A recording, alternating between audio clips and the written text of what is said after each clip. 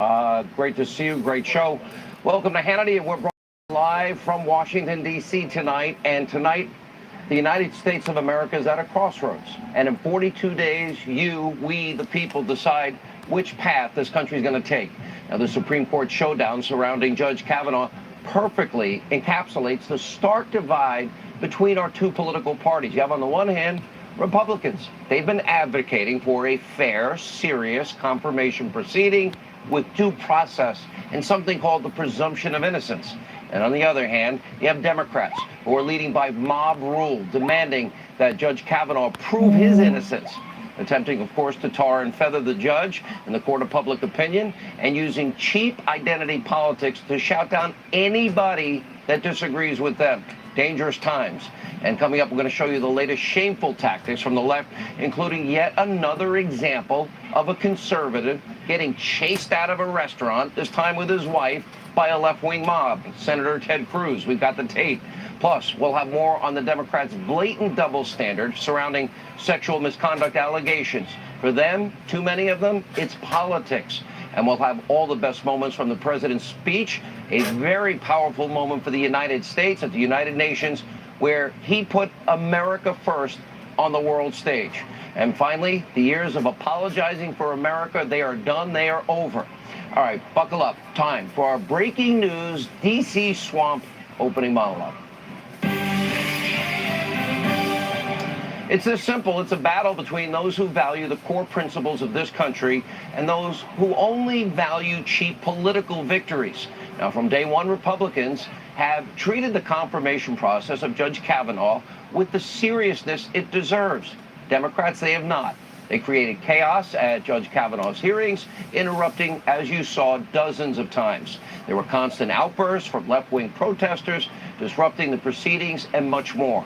Now, just days away from a formal vote, after all of the hearings were over, and Senator Dianne Feinstein, she drops a bombshell, an allegation from a woman accusing Judge Kavanaugh of sexual misconduct going back 36 years when they were both in high school. Now, Feinstein knew about these allegations since July. She kept them secret. Now, she kept them secret when she met privately with Judge Kavanaugh. She kept them secret when she questioned Kavanaugh publicly. And Feinstein used an allegation, a serious allegation, of sexual misconduct as a political ploy to delay and disrupt Kavanaugh's confirmation. Now, despite all of this, to their credit, Republicans have rightly taken these accusations against Judge Kavanaugh seriously, as they should. A public hearing featuring both Kavanaugh and his accuser, Professor Christine Ford, has been set for Thursday. Tonight, there is still a chance we now have news Ford may not appear. Senator Dianne Feinstein said she cannot guarantee that she will show up. Now, apparently, Ford has concerns about the independent female attorney hired to question both Ford and Kavanaugh. Republicans clearly are trying to do everything in their power, as they have been doing, to accommodate Professor Ford. Now, either way, a committee vote on Kavanaugh has now been scheduled for this Friday. And, of course, Judge Kavanaugh has been begging for a chance to clear his name under oath since these charges first became public. He has categorically denied these allegations over and over. And meanwhile, virtually no evidence is backing up Professor Ford's 36-year-old claim. Now, Ford cannot remember the date or the location of the alleged incident, even the year. The four witnesses Professor Ford listed to corroborate her story, all of them deny what she is alleging, all four. And now many on the left are demanding that the FBI investigate Ford's allegations, that no confirmation vote should take place until the FBI weighs in. Remember, they knew this back in July. Now, tonight, they should take the advice, can't believe I'm saying this, of crazy Uncle Joe Biden. Listen to what he said way back in 1991.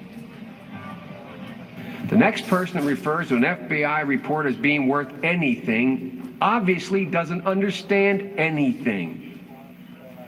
FBI explicitly does not, in this or any other case, reach a conclusion. Period. All right, that means the Democrats, now it's all political. They're not listening to Joe Biden. Due process, the presumption of innocence literally mean nothing to them. especially Delaware Senator Chris Coons. He actually thinks that Judge Kavanaugh has to prove his innocence. I'm not making this up. Take a look. To just dismiss out of hand as a shameful smear campaign these allegations strikes me as not what's appropriate in this setting. It is Judge Kavanaugh who is seeking a lifetime appointment to the Supreme Court and who I think now bears the burden of disproving these allegations rather than Dr. Ford and Ms. Ramirez.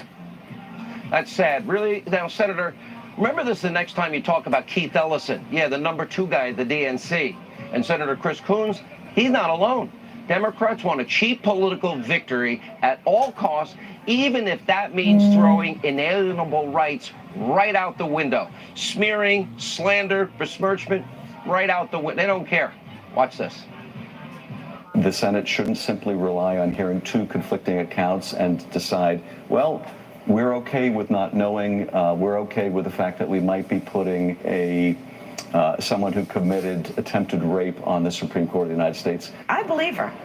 Listen, first of all, anybody who comes forward at this point to be prepared to testify in the United States Senate against someone who's being nominated to one of the most powerful positions in the United States government, that takes an extraordinary amount of courage. Not only do women like Dr. Ford, who bravely comes forward, need to be heard, but they need to be believed.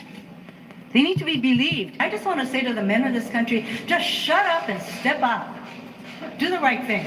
Let me just say right at the outset, I believe Dr. Ford. I believe the survivor here. There's every reason to believe her.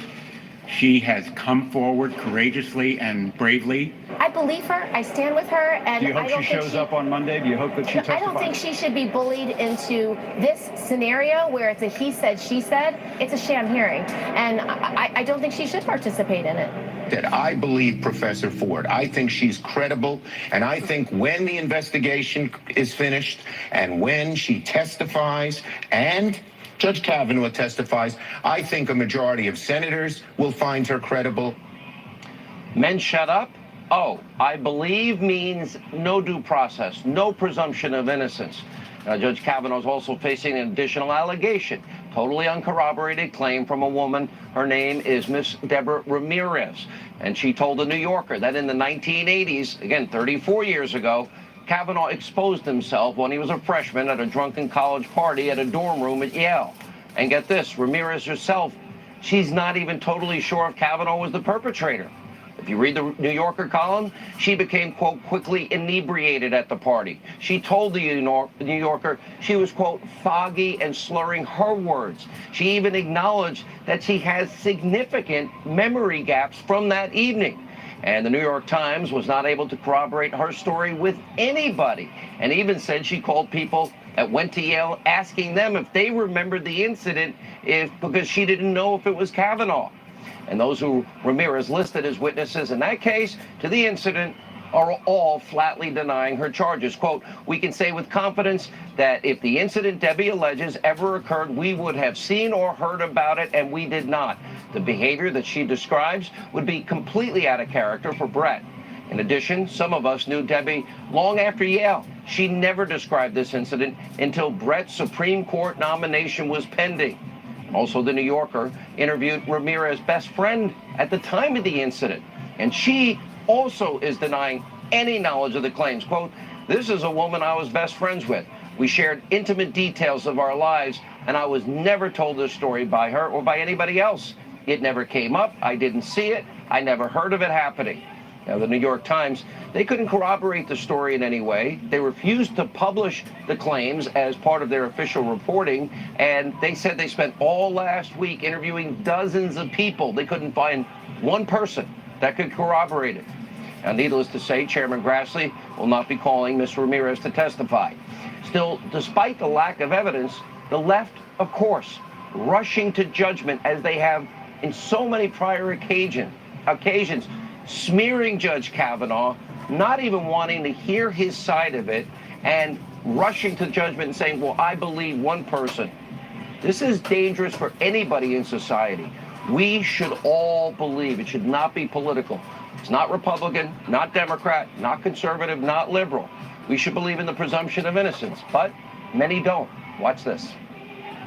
This is a monumental defining moment this week when you have someone like Cosby going to prison and then in the same breath having Kavanaugh possibly going to the highest court in the land. Does he want America to believe that the only thing that he did until well into his college years was effectively kiss or French kiss a woman? Is that what he wants America to believe? And to be honest, that is very much a white male Republican defense to say, oh, I was a virgin, I could not have possibly sexually assaulted a woman. If they go through a Senate hearing and it becomes a circus, they push it through, he passes, he's seated on the Supreme Court, right. There will be, as we've said last week, an asterisk next to his name as long as he's there.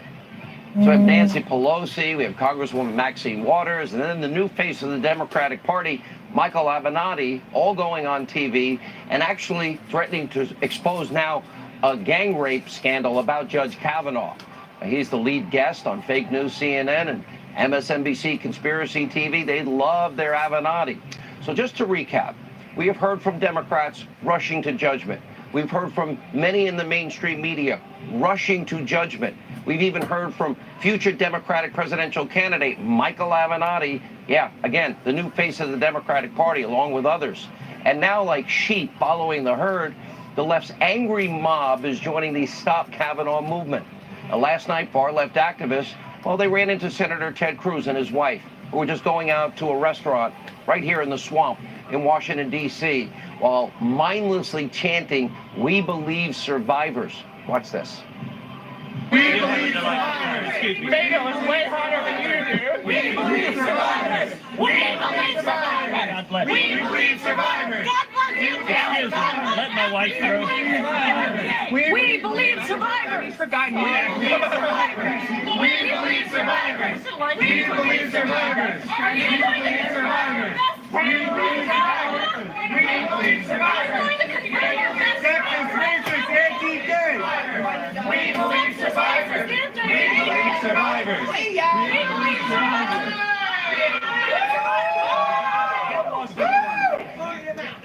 Now, in the last year, we played it here. You've heard people like Congresswoman Maxine Waters, people like Senator Cory Booker, and years gone by, even Barack Obama, get in their face, follow them into grocery stores.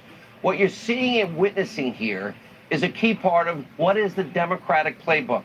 We've seen these confrontations over and over again. Secretary Kirstjen Nielsen, Sarah Sanders, Pam Bondi, this mob mentality, these tactics of the left are now in full gear 42 days out of an election. And Senator Ted Cruz's opponent, by the way, as a sidebar, he was just given, 4 big Pinocchios by the Washington Post over statements surrounding his 1998 DUI, where he literally left the scene of the DUI accident. He was at 2 times the legal limit, but he denied that ever happened. Now, if the left truly believes survivors, they might want to focus on the deputy chair of their own party, the Democratic Party, Keith Ellison. His ex-girlfriend has accused him of repeated physical and psychological and emotional abuse dating back just a short time ago, not 36 years ago. He's now running to be the Attorney General of the state of Minnesota. He's still the #2 guy at the DNC. And at a debate last week, here's what he had to say about these recent claims. Take a look. Are you confident that no one else will step forward with any other allegations? Look, in this political environment, I don't know what somebody might cook up, but I can tell you that there is absolutely nobody that I'm aware of who has any sort of, who's threatening or suggesting or has ever made a prior accusation. Now, so many of these Democrats that will not give due process or the presumption of innocence to Judge Kavanaugh, they haven't uttered a word about their #2 of their party. And we may soon learn more about Ellison's treatment of women. Previous divorce proceedings may be unsealed, but tonight Ellison has yet to face an angry mob chanting, "We believe survivors." He's yet to be convicted on TV by congressional Democrats, by Senate Democrats.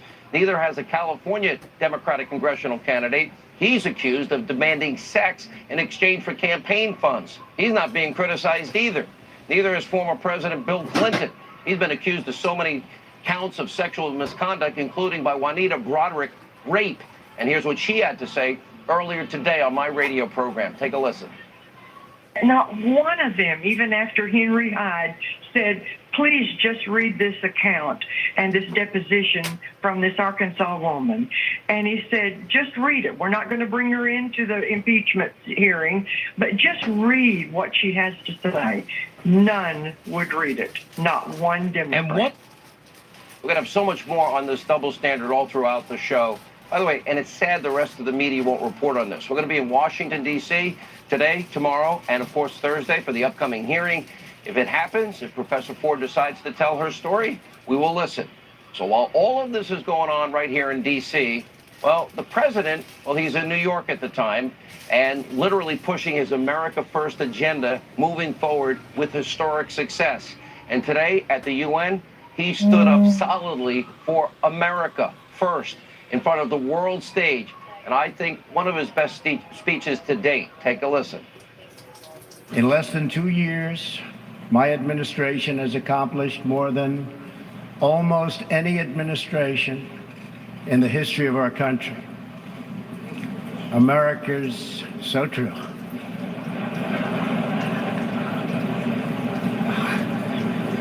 Didn't expect that reaction, but that's okay.